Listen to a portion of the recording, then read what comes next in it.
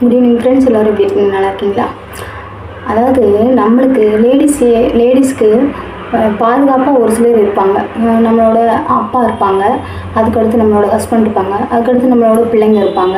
அப்படி நம்மளுக்கு ஒரு பாதுகாப்பாக இருப்பாங்க, சரிங்களா? அப்படி இருக்கும்போது ஆனால் எனக்கு வந்து ஒரு பெரிய மனுஷி பாதுகாப்பாக இப்போ வரைக்கும் இருக்காங்க.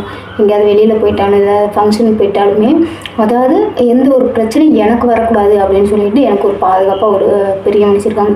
நம்ம என்ன பண்ணுவோம், பிள்ளைங்களை பாதுகாப்பாக பத்திரமா கூட்டிகிட்டு போகணும், எங்கிட்ட ரோட்டில் போயிடுவாங்க, எங்கிட்ட போய் விழுந்துருவாங்க அப்படின்னு சொல்லிட்டு அவங்களத்தான் நம்ம பாதுகாப்பாக கூட்டிகிட்டு வருவோம். ஆனால் வந்து என்னோடய பிள்ளை 6th படிக்கிற பேர் தீபிதா. அவன் வந்து எனக்கு பாதுகாவலாக இருக்கா. எப்படின்னு சொல்கிறீங்க? ஃபுல்லாக பாருங்கள், ஸ்கிப் பண்ணாதீங்க, ஓகேங்களா?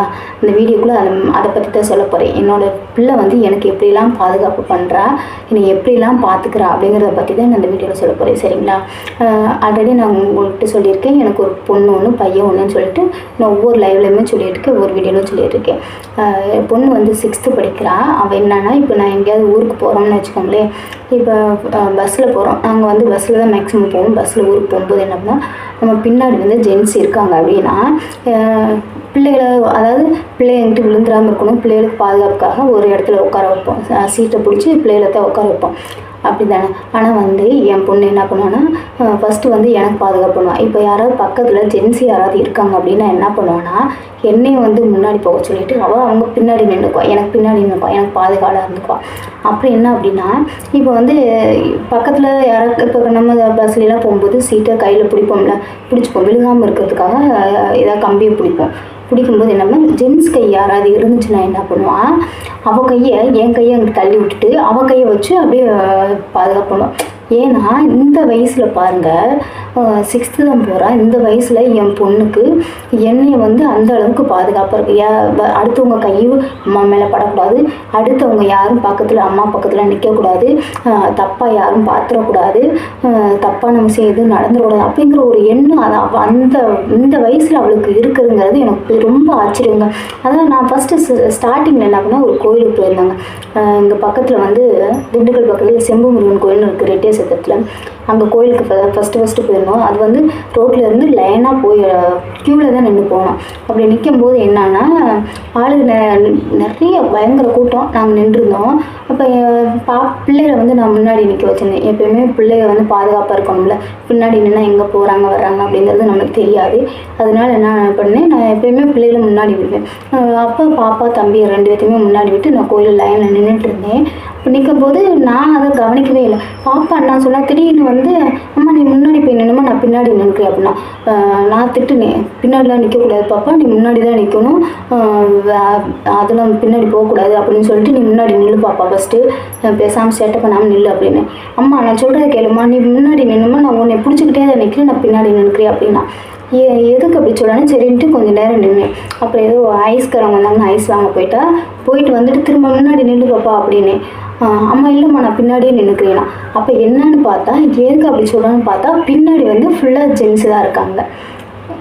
ஜென்ஸ் இருக்கனால என் பொண்ணு வந்து எனக்கு பாதுகாப்பு பண்ணுறதுக்காக என்னை வந்து, அதாவது க்யூவில் நிற்கும்போது ஒருத்தர் படுற மாதிரி தான் நிற்குவோமா, அப்படி இருக்கும்போது அப்படி படக்கூடாது அப்படின்னு சொல்லிட்டு என்ன பண்ணான்னா, என் பொண்ணு வந்து என்னை முன்னாடி நிற்க வச்சுட்டு அவள் வந்து எனக்கு பின்னாடி நின்று என்னையும் பாதுகாப்பாக வர்றான். அங்கே கோயில் முடிவு பயங்கர வெயிலுங்க, பயங்கர வெயில்.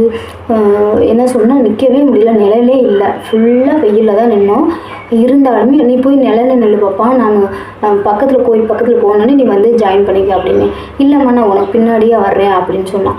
அப்புறம் அப்போ வரைக்கும் எனக்கு ஒன்றுமே புரியல, என் பொண்ணு ஏன் அப்படி பண்ணான்னு. ஏன் பாப்பா நீ பின்னாடியே நிற்கிற, முன்னாடி நிற்க மாட்டியா அப்படின்னு சொல்லி கேட்டதுக்கு அப்போ என் பொண்ணு சொல்கிறா, அம்மா உனக்கு பின்னாடி வந்து ஆம்பளை ஆளுகளாக இருக்காங்கம்மா, அதனால தான் அவங்க பக்கத்தில் நிற்கக்கூடாதுன்னு சொல்லி தான் உன்னை நான் முன்னாடி நிற்க வச்சேன் அப்படின்னு சொல்லி அப்போ சொல்கிறான். அது வரைக்கும் எனக்கு புரியலங்க, எதுக்கு என் பொண்ணு பின்னாடி நிற்கிறான்னு. பாருங்கள், இந்த வயசில் என் பொண்ணு தான், ஆனால் எனக்கு பாதுகாவலாக இருக்குது. அவளை தான் நான் பாதுகாப்பாக கூட்டிகிட்டு போகணுவான்னு நினைக்கிறேன். ஆனால் வந்து எனக்கு சந்தோஷமாக இருந்துச்சு. பையன் கூட சின்ன பையன் இருந்தாலும் அப்பா கூட வரல, ஹஸ்பண்ட் கூட வரல, பிள்ளைங்க இருந்தாலும் அவங்களாம் என்ன நினைப்பாங்க, நம்ம பொண்ணு அதெல்லாம் ஜாக்கிரதையாக போயிட்டு வந்துடுவா, பாதுகாப்பாக இருந்துக்குவான்னு நினைப்பாங்க. இருந்தாலும் என் பொண்ணு வந்து எனக்கு பாதுகாப்பாக எந்த ஒரு பிரச்சனையும் வந்துடக்கூடாது அப்படிங்கிற ஒரு எண்ணத்தில் அப்படி நிற்கிறா. அப்புறம் எங்கள் அம்மா அப்பா வந்து மலையில் இருக்காங்கங்க. மலைனா கொடைக்கானல் தொடர்ச்சியில் தான் இருக்காங்க. அங்கே வந்து திருவிழாவுக்காக போயிருந்தோம். அப்போ போயிருக்கும்போது அதே மாதிரி தான் என்னன்னா எங்களுக்கு பஸ்ஸு பயங்கர கூட்டம். அது சின்ன பஸ்ஸாக தான் இருக்கும், எப்போயாவது ஒரு தடவை தான் பஸ் வரும். அப்படி இருக்கும்போது அந்த பஸ்ஸில் வந்து பயங்கர கூட்டமாக இருந்துச்சு. பஸ்ஸே கிடைக்கல. அப்புறம் என்னன்னா ஆடு வெட்டுவாங்க பார்த்தீங்களா, ஆடு வெட்டுறதுக்காக ஆடு ஓட்டிகிட்டு போவாங்கள்ல, அந்த வேன் தான் எங்களுக்கு கிடச்சிச்சு. ஆனால் அந்த வண்டி கிடச்சதுனால நாங்கள் போயிட்டோம். இல்லைன்னா நாங்கள் அன்றைக்கி ஃபுல்லாக போயிருக்க முடியாது. அடுத்த நாள் தான் திருவிழா முடிஞ்சு தான் போயிருக்க முடியும், இல்லாட்டி பைக்கில் வண்டியில் தான் போயிருக்க முடியும். அங்கேருந்து எனக்காக அவங்க வரணுமே அப்படிங்கிறதுக்காக நான் அவங்கள்ட்ட யார்கிட்டையும் சொல்லலை, நானாக வந்துடுறேன் அப்படின்னு சொல்லிட்டு கிளம்பிட்டோம். ஆடு ஏற்றிட்டு போகிற வண்டியில் ஆட்டெல்லாம் தள்ளி விட்டு அங்கே வந்து ஆடு ஏற்றிட்டு போய் ஒரு 2 ஜென்ஸு வந்திருந்தாங்க, 3 பேர் அவங்க வந்திருந்தாங்க. ஆனால் யாருமே தப்பானவங்க இல்லை, சரிங்களா. இருந்தாலும் என்னோட பொண்ணுக்கு அந்த ஒரு மைண்ட் செட் இருக்குங்கிறது எனக்கு பெருமையாக இருந்துச்சு. இந்த வயசில் நான் கூட இப்படிலாம் இருந்தேன். எனக்குலாம் இப்போ தாங்க அது எப்படி பாதுகாப்பாக இருக்கணுங்கிறது இப்போ தான் தெரியுது. அப்போல்லாம் நான் விளையாட்டுத்தனமாக இருந்தேன். ஆனால் என் பொண்ணு இந்த வயசில் விளையாட்டுத்தனமாக இருக்கிறான். இருந்தாலும் என்னோட விஷயத்தில் வந்து அவள் வந்து ரொம்ப கவனமாக இருக்கிறாங்கிறது எனக்கு ஆச்சரியத்தை கொடுத்து ரொம்ப சந்தோஷமாகவும் இருந்துச்சு. இப்போ எனக்கே இப்படி பண்ணும்போது அவள் எதிர்காலத்தில் அவளை எப்படி பாதுகாத்துக்கோ அப்படிங்கிறத நினச்சி நான் ரொம்ப சந்தோஷப்பட்டேன். அந்த வண்டியில் போயிட்டு இருக்கும்போது அந்த வண்டியில் தான் ஏறி போகணும். அப்போ ஆட்டு விளையும்போது டாட்டா ஏசியில் தான் போகணும். அது சின்ன வண்டினாலும் ஆடுகள்லாம் ஏற்றிருக்காங்க, இங்கே ஆளுகள்லாம் நிற்கிறாங்க. எங்கள் கூட வந்து 2-3 பேர் வந்திருந்தாங்க. அவங்களும் இருந்தாங்க. இருந்தாலும் அவங்களுக்குலாம் பழக்கம், நம்மளுக்கு இந்த வண்டிகளை ஏறிலாம் பழக்கம் இல்லை. அதான் ஃபஸ்ட் டைமு. நான் வந்து போக வேணான்னு சொன்னேன். பிள்ளைங்க ஆசைப்பட்டாங்க. சரி அம்மா அப்போ தான் சீக்கிரம் ஊருக்கு போக முடியும், போகலான்னு சொல்லி போயிட்டாங்க. அதே மாதிரி தான் நாங்கள் போயிட்டு வண்டியில் ஏறி போக அந்த பெண்டுலாம் திரும்பும்போது முன்னாடி பின்னாடி இப்படி வரும்போது என்ன பண்ணால் கையை வந்து நம்ம இப்போ பிடிக்கிற மாதிரி இருக்கணும். அந்த டாட்டா ஏசியில் கம்பியை தானே பிடிக்கணும். அப்படி பிடிக்கும்போது என்ன ஆச்சுன்னா அந்த ஜென்ஸ்லாம் இருக்காங்களா, அவங்க கை வந்து எல்லாருமே யதார்த்தமாக வச்சு பிடிக்கிறதாங்க. இப்படி பிடிச்சி இருக்கும்போது நானும் அதை கவனிக்கல. என் பிள்ளை வந்து என்ன பண்ணான்னா உட்காந்து எந்திரிச்சு வந்து நான் உன் பக்கத்தில் நின்றுக்கிறேன்னு நின்று என் கை பக்கத்தில் அவள் கையை வச்சுக்கிட்டாங்க.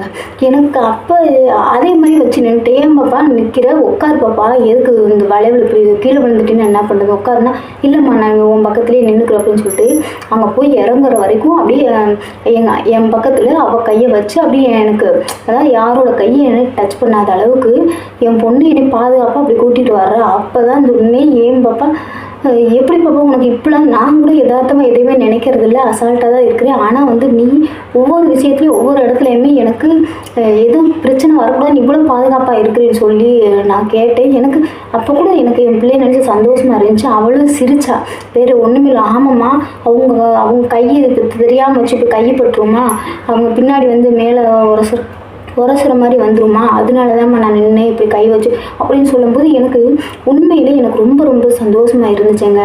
ஏன்னா ஒவ்வொரு பொண்ணுங்களுமே வந்து நம்ம வந்து என்ன சொல்லுவோம், பொம்பளை பிள்ளைகளை பார்த்து சூதானமாக வளர்க்கணும், அதெல்லாம் சொல்லிக் கொடுக்கணும் அப்படின்னு. எனக்கு இப்போ என்ன தோணுதுன்னா, என் பிள்ளைக்கு எதுவுமே சொல்ல தேவையில்லை, அவளாக புரிஞ்சுக்குவா அப்படிங்கிற ஒரு எண்ணம் எனக்கே வந்துருச்சுங்க.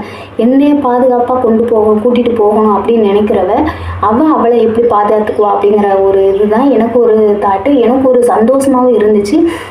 இந்த வந்து உங்கள்கிட்ட நான் ஷேர் பண்ணேன்னு நினைச்சேன், அதனால் ஷேர் பண்ணிவிட்டேன். ஏன்னா ஒவ்வொரு பொண்ணுங்களுக்குமே பாதுகாப்பாக இருக்கிறது நம்மளோட அப்பா இருப்பாங்க, அதான் அண்ணன் தம்பி இருப்பாங்க, இல்லாட்டி பசங்க இருப்பாங்க.